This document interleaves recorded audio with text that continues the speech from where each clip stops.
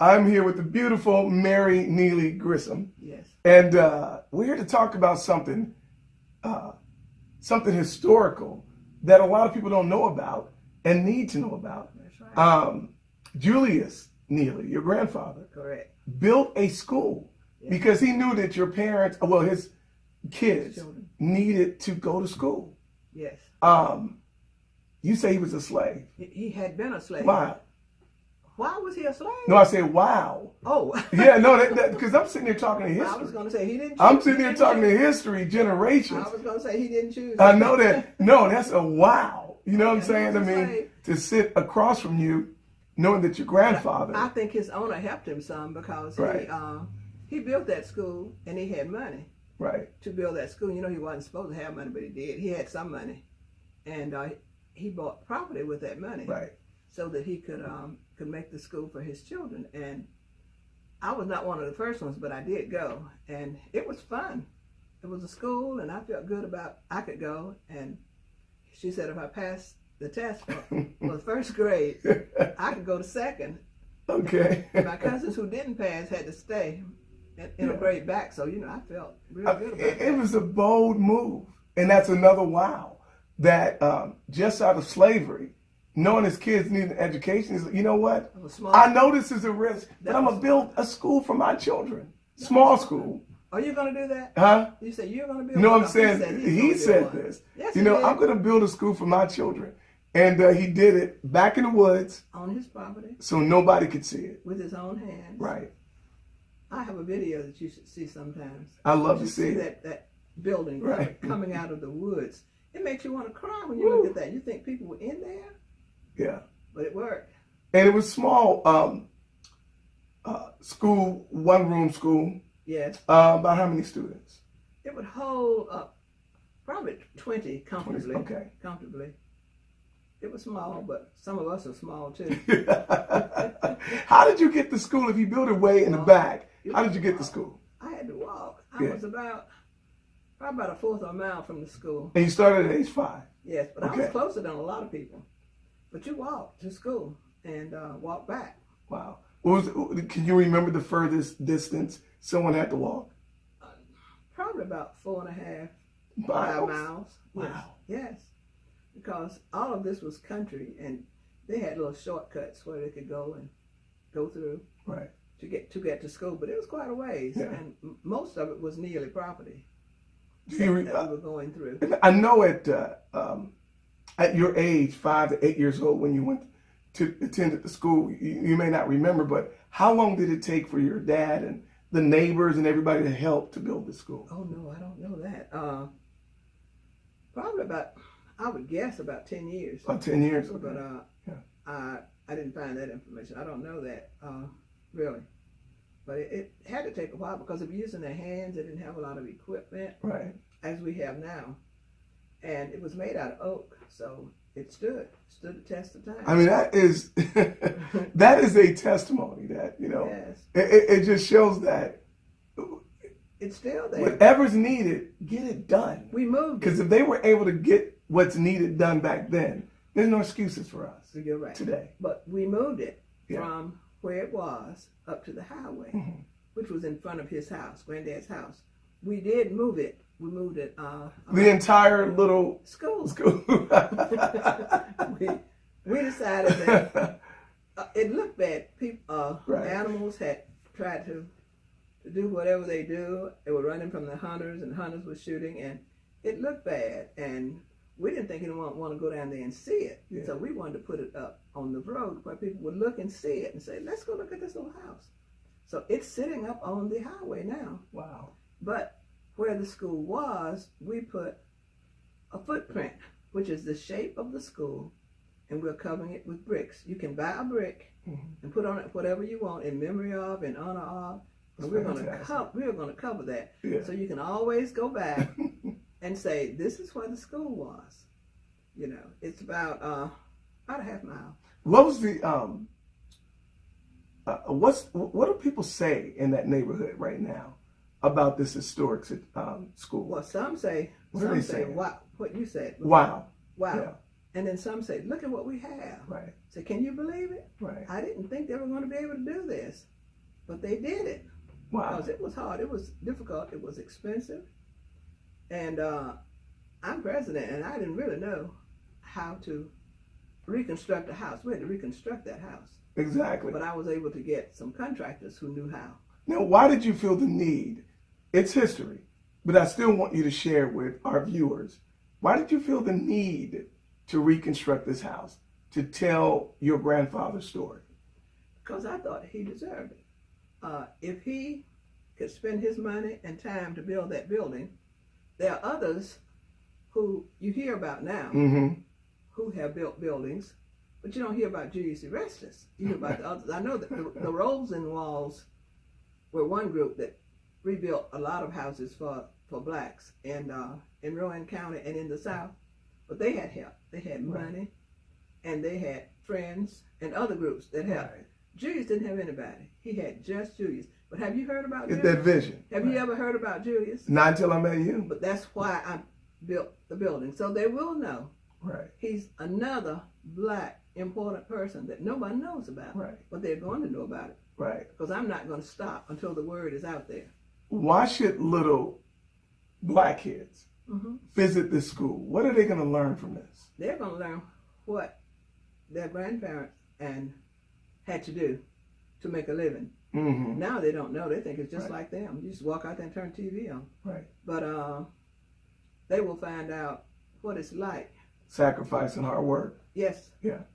I said, what his grandparents did. What did they go through? Right. And then eventually maybe they will decide, well, if they can do it, maybe I can do it. Exactly. We have so many black kids now who don't care about school. They ask me, what's that for? What do I need that for? And you tell them, well, you need to do the best you can. But after seeing this, I'm hoping that they will want to do better. Now, your grandfather built this at a time, like I think we talked about earlier, that education and schooling was not rapidly available for black kids. Now, as you know, it wasn't available at all. We have the freedoms to do whatever we choose, pretty much. That's correct. Go to any school we choose. That's correct. And when you think about that, what do you want to say to the parents and the black kids and their parents that's watching this right now with all of the freedoms they have to have the education? They should use them. They should use them. What do you say to them? And if they bring those kids or come with them to our school, we will help them do it. They need to make sure that the kids do the best they can. They should insist, as our parents did, as my parents did. It wasn't, are you going to school? It's you are going to school. You are going, and you are going to succeed. Succeed. You're going to succeed. If I'm out here working, and getting food for the table, now I'm expecting you to go to school and come out with some good grades. Exactly. My dad would always ask about the grades. If he looked on there and he saw something that was not an A, he would ask, well, any other? I said, I did the best I could. Did anyone else mention A? Were there any other A's given out? Oh, wow. And you say, yeah, well, then I expect you to get one. Right. He didn't know about what we know about now. All of us don't have the same abilities, but he thought so. He said, if anyone else had an A, you'd better have one. And I didn't know, so I worked hard to try to get that A. To get my A. And you went to college. You went to North Carolina Central. Correct. Where you met your husband. That's correct. How did you meet your husband? Well, one of his friends, he had a friend, and his friend was dating another girl, but that girl was one of my roommates. Okay. So she wanted me to meet Willie. She said that she thought that we would make a good couple. So two friends of ours put us together. Wow. And it worked. And they were right. How many years? It worked. 42. Woo. Wow, that's a long 52, time. I'm sorry. Oh, 52. 52. You want to hear something that Mary is not going to say? You know why she corrected herself? Willie's in the background. And he said 52. Yeah, I'm sure he feels that 50. He feels that 50. What's the magic? 52 years is nearly as old as I am. I'm 54. What's the magic? Well, I don't know. It's probably realizing that if you're going to make it, you're going to have to cooperate. Yeah. That's what I think. You just have to cooperate. You can't get upset about every little thing. you can always walk off and say, walk away. Yeah. And come back to it. Yeah. You know, it's still not going to leave. Walk away calmly. Yeah, and Come yes, back, yeah. I'm not going to forget. You Right. know, I will remember, because sometimes he says, "How could you remember that?" I don't forget anything that he ever told me or did to me. It's still there. You let it go at that time. Yes, But it's right here. especially if you see you all are getting ready to really get upset. You know, somebody has to give in. Yeah. And it's usually me. Yeah. That's what I think. I think I'm the one that gives in. And to touch on education, and I learned something. You got to walk away, and somebody's got to give in. I'll start being the one to give in in my relationship. Speaking of education, you taught French, Spanish, and Spanish. mostly. Very intensive studies in English. Mostly. Why did you choose French and Spanish? Oh, I had good reason. I had a French teacher in high school, and I just loved her. And I loved to look at the books and look at the pictures. You look at the Eiffel Tower and the Louvre, and you think, I mean, you're just a child, but you think, oh, I would love to see that. You know, I wonder if I'm ever going to be able to see that. So I thought maybe you should try to learn more French, and if you get to go to college, maybe you'll get to major in French and can go to Paris, go to Gay Paris. And it happened. That was one. And that was mostly the reason, not because of the teacher, because of the pictures. Right. I liked looking at them, and I really wanted to go. I thought it was different. And I wanted to do something. I don't like to do what everyone else does. I wanted to do something different. And I wanted to be able to speak French. When I did hear French, I was sitting there with my eyes open, mouth open, thinking, oh, I wish I could do that. I wish I could do that. If French was going to be on TV, or something going to be on TV from France, I was looking. I turned on, I'd look and try to find out what was going on. And thinking about going across all that water to another country. Beautiful place, isn't it? Yes. I mean, I was just enthusiastic. I just wanted to go. That was me. That is fantastic. And then you said teaching, or did you just say foreign languages? I know you taught it, studied it, Yes. obviously, and you worked in Forsyth County Schools for like how many years? 42. 42 years. But then my aunt taught me at Neely School. Uh-huh. I admired her too, because she was a teacher, and I thought, I'd like to do that. Walk around and tell people what to do. Right. Tell people what. Speaking of Neely School, and we're talking about couples, your grandmother. Yes. What role did she play in the Neely School? Well, she supported him, number one. Right. Whatever he wanted to do, she called him Rest. His name is Julius Erastus. She called him Rest. Call him Rest. Whatever he wanted to do, she was usually in there talking to him and watching him and saying, yeah, I believe you can do it. That sounds like a good idea. And she cooked. She was a very good cook. And she always had something good. I used to love to go see grandmother. There was something going to be on that stove that was good to eat. And he could always, get a good meal. Now, he would not have built that building had he not been able to get eat on, right? To get at least 3 hots a day. Yeah, a day. But she was an excellent cook. Yeah. And he could get his food. And he had her support. Yeah. So, the Neely School is in China Grove. Yes. And what do you need from us, the community, to help support this project? Well, we have a foundation. Mm-hmm. You can join the foundation. That's one thing you can do. Okay. We formed that foundation 7 years ago when we started. It's made up of 6 or 7 of the Neely grandchildren. Mm-hmm. And that helps, because anytime we need something, I go to the foundation. Another thing you can do is bring your children.